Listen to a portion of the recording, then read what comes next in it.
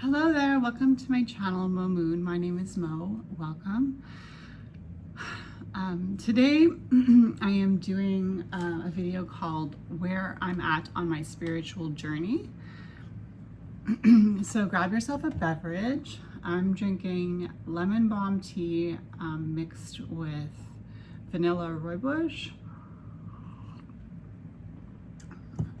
So I did this video, I believe I did this video where I'm at on my spiritual journey in 2022. So I thought I'd give you an update on where I'm at. And my practice has evolved in some ways, but it's also probably stayed the same in some ways. And part of me wants to do this video just to kind of document my journey through life so that I can look back at this video years from now and see where I was at. So I've divided this video into 5 categories, just like the original video, which I will link down below in the description box if you're interested in that video. I've divided this video into 5 categories: deities, practices, feelings, community, and learning.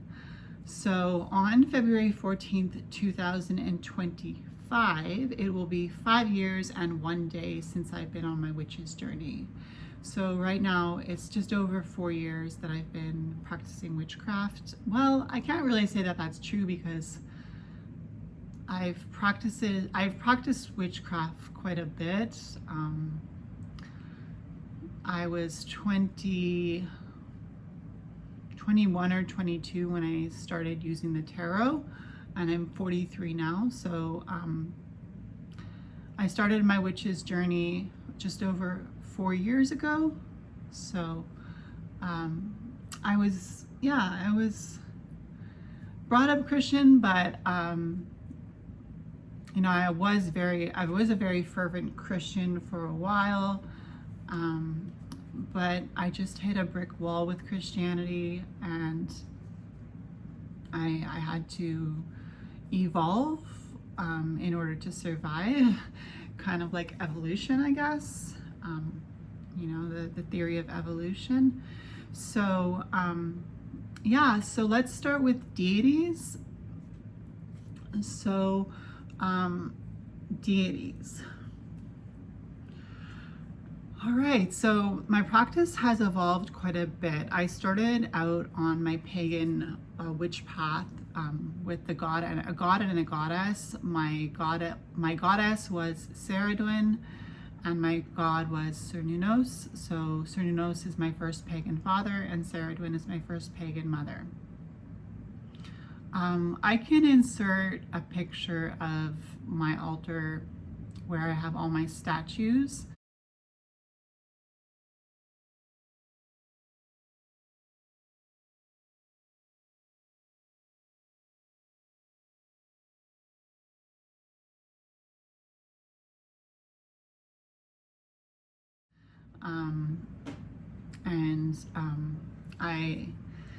Along my journey, several, one at a time, but several gods and goddesses have called to me. So I've answered their call, and I honor them on a regular basis, and I do my best to embody their energy and to accept that I'm a divine being as well, and that I'm a goddess in my own right. I'm a god and a goddess in my own right. So I am now a Luciferian. So Lucifer is my patron god, and Babylon is my patron, my patroness, my goddess. I consider Lucifer to be my father, and I consider Babylon to be my mother. And I'm a Luciferian now. I'm a Luciferian witch, so that's something new. I didn't decide to call myself a Luciferian. It kind of, the title was kind of given to me. I had purchased a ring. Sorry, I'm just trying to find the ring here on my selenite plate. So I had purchased this ring not this specific ring, but the same ring. I had purchased this ring to honor Ceridwen and Cernunnos. It's a moonstone with Celtic knots on each side. And this was my piece of jewelry to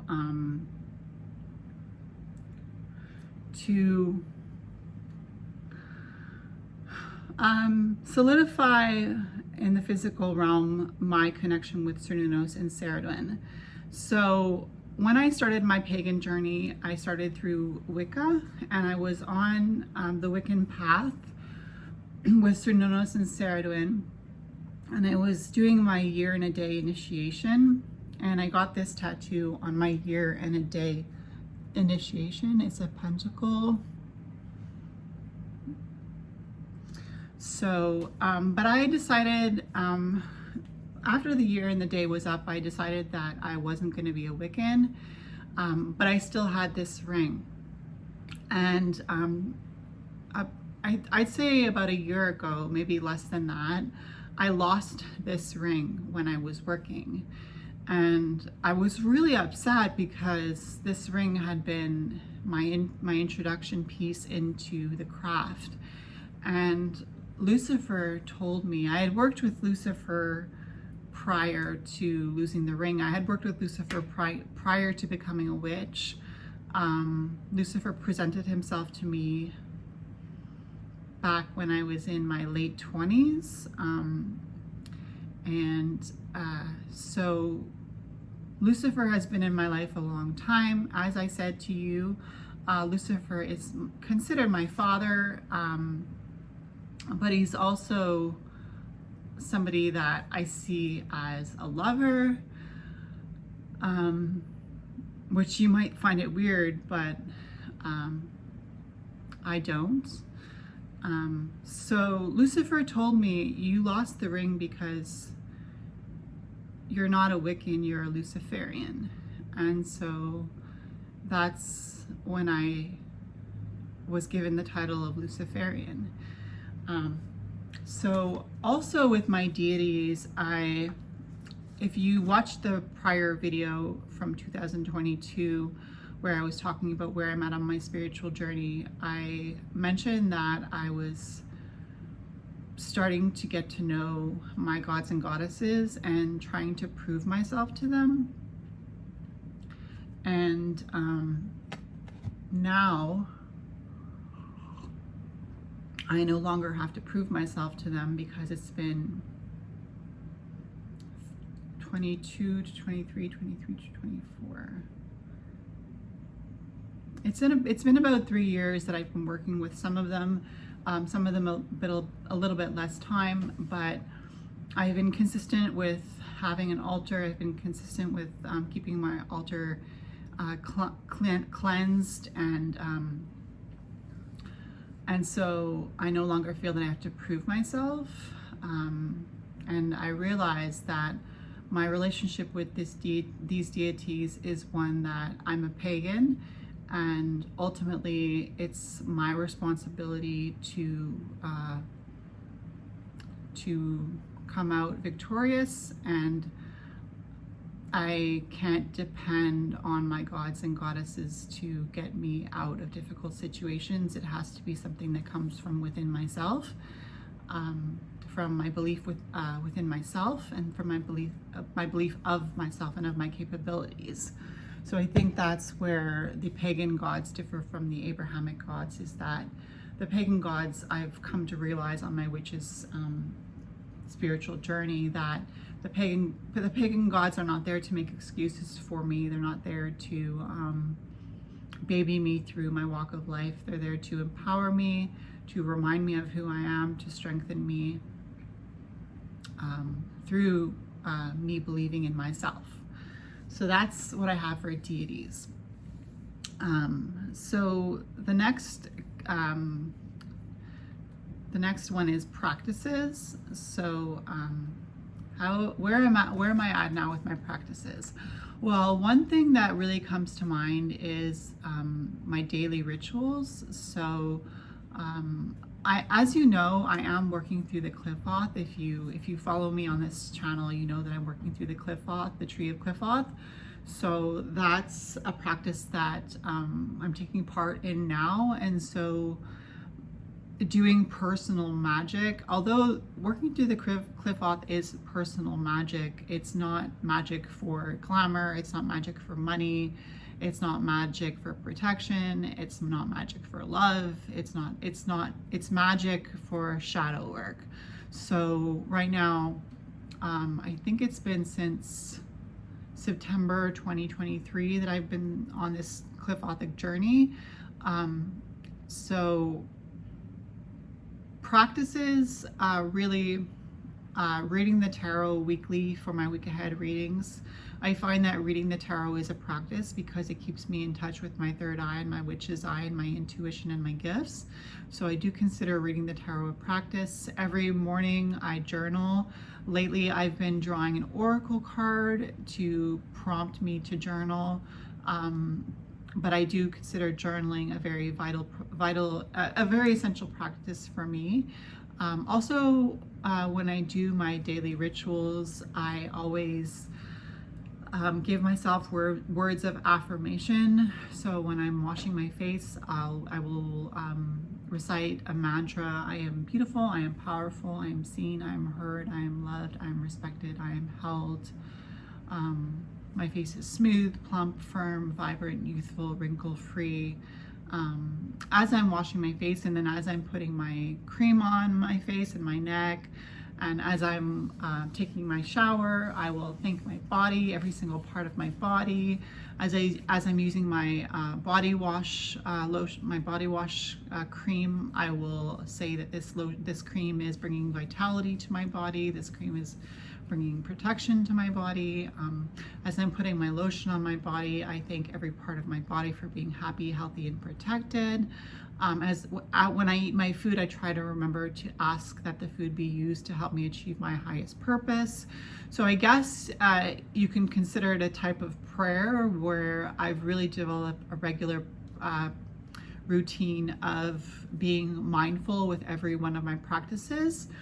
Also, I do have an altar back there. It's not as big as it used to be because the space is limited. But I do go to my altar at least once or twice a week and do a specific meditation, as well as give gratitude to my gods, my goddesses, my deities, my spirit guides, my dragons, the mythical creatures that reside across the veil, my spirit guides, my ghost friends, the sun, the moon, the stars, the earth, the planets, the trees, the elements. You know, I do, and I do also thank my higher self and myself, and I give gratitude. I say I'm grateful for my health, I'm grateful for my job, I'm grateful for my colleagues, I'm grateful for my mother and my father, and I just list everything that I'm grateful for. So as far as practices go, I try to make it to the cemetery at least once a month, to talk with the spirits there and to connect with them. And I visit a specific gravestone there as well. So that's practices. So the next category is feelings. So where I'm at on my spiritual journey with feelings. Wow. So this feels like a loaded question, because feelings change every day, and that's part of the astrology, I think. You know, just as I've gotten settled into the day, I go to sleep and I wake up and I feel like the energy has completely shifted, and that's part of the fact that we are influenced by the planets. So my feelings are constantly changing, but I do my best to find out what's going on with the planets. I have an astrology planner where every day of the week they let us know what's going on with the planets. Are they in trine? Are they in sextile? Are they conjunct? Are they opposite? Are they square? What sign is the moon in? You know, what sign is the sun in? and stuff like that. So I'm doing my best to understand what's going on with the astrology so I can just adjust my energy so that my feelings are more balanced.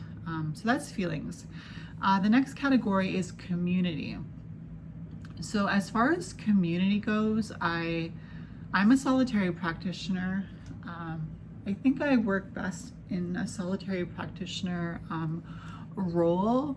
I did have two sisters who were witches, but one of them, I don't think she considers herself a witch anymore. And the other one, she's my youngest sister.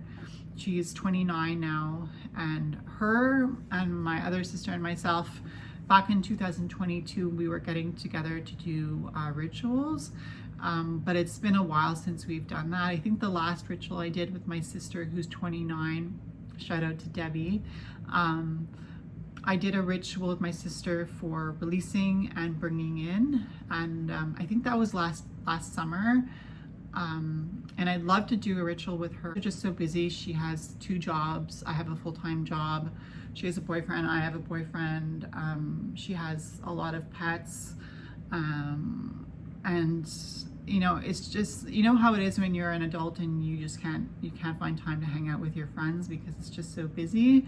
Well, I feel like my life is kind of like that.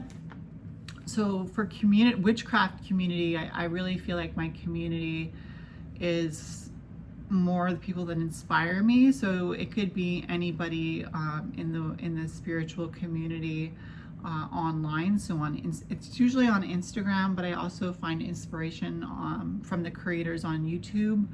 And because I am a solitary practitioner, I don't really mind working alone. I mean, would I join a coven? Probably not, because I wouldn't want to join a coven without my partner. And unless he wanted to join with me, then I think I would, because me and my partner are like joined at the hip. We're very independent people, but we also are always connected. He's like my twin. So as far as community goes, I don't really feel like I have a community, quote unquote, but I do feel like I am supported by you guys here on YouTube. Some of you who are commenting, I do consider you to be friends. People that comment regularly on my videos. Tanya is one person that I consider my friend. Tanya from You and Your Witchy Stuff here on YouTube. Little Miss Scarroll 79, I believe, on Instagram. She's a witch, and I take a lot of inspiration from her, so I do feel like she's one of the people in my community that I get inspired by and that I feel connected to. And there are others as well. So that's community. And the last topic is learning. So I'm not really sure what to say about that. I'm always learning. I'm always learning, I'm always evolving, I'm always changing. One thing that I learned about myself is that I'm not afraid to curse somebody if they deserve it. I would rather work on self-healing before I curse anybody. But if I've done all my work with self-healing and I've done all my work with putting up my protections and I still feel like I'm being attacked, I will not hesitate to curse or to send back the energy to that person. I've never cursed somebody that I haven't met because I don't curse easily. Don't get me wrong, I love cursing. It's so therapeutic when the person deserves it. And one way that I drew cards and I got the 3 of Swords because I asked myself, should I curse this person? Like, is this necessary? And I got the 3 of Swords, and the 3 of Swords was saying, you go for it. Like, you got the 3 of Swords. Like, what better card to tell you to curse somebody than the 3 of Swords, right? So I made sure that it was the right thing to do. I'm not afraid to use war water. I feel like war water is a punch back, you know. I don't see war water as a curse. I see it more as a punch back. Like if somebody is attacking you spiritually, mentally, emotionally, physically, war water is a really good way to show them that you're not going to take it and that you're going to act in self-defense. So yeah, that's one thing that I learned about myself, that I will curse if it's necessary, but if it's not necessary, I'll do my own inner work to work through it. Another thing I learned about myself, remember I mentioned that my mother is Babylon, the mother of abominations. Well, I learned to accept my sexuality last year, 2023. Babylon taught me a lot of lessons. She called to me and she became one of my goddesses, and she taught me to embrace my body and to be proud of myself and to embrace my sexuality and to be proud of my sexuality and to rise above, you know, shame or feeling dirty, to rise above that. So that's another thing I've learned. So yeah, I guess, I mean, this video is at 20 minutes. I guess it's long enough. I just wanted to put out a video that was a little easier to watch. Just kind of like a sit and chat type of video. Because I know my week ahead readings are usually quite heavy and quite packed with information, and I totally get it if you guys, you know, can't watch the whole video, because I know that life is busy, and even I would love to watch more people's videos, but I just don't have the time.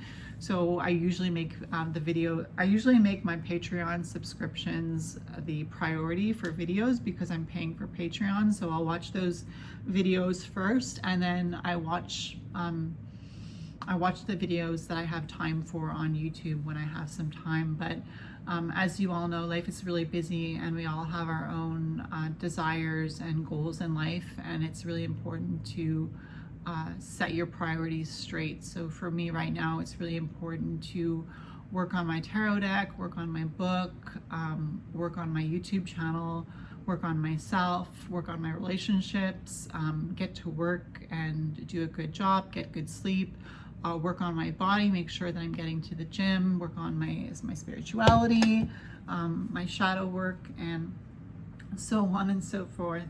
So I hope this was an interesting video for you, where I'm at on my spiritual journey here now in 2024. Over 4 years of, just over 4 years of being, considering myself a witch, a Luciferian. Well, a Luciferian witch is just this past year that I've embraced that title. But yeah, if you have any questions, please leave them in the comments down below. If you liked this video, please give it a thumbs up before you leave. If you're already subscribed, thank you. If you're not, please consider subscribing. I'm happy to have you here. Again, my name is Mo Moon, and I hope you have a great day, and I'll see you in my next video. Bye.